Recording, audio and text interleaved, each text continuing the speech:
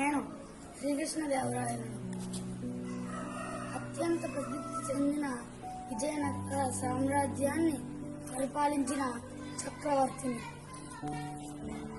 నాకు 20 సంవత్సరాల వయసు ఉన్నప్పుడే సామ్రాజ్యాన్ని అధిష్ఠించాను. ఆంధ్ర భోజుడు, సాహితీ, సమరాంగజ, సార్వభౌముడు ఇవన్నీ నా బిరుదులు. నేను రచించిన గ్రంథం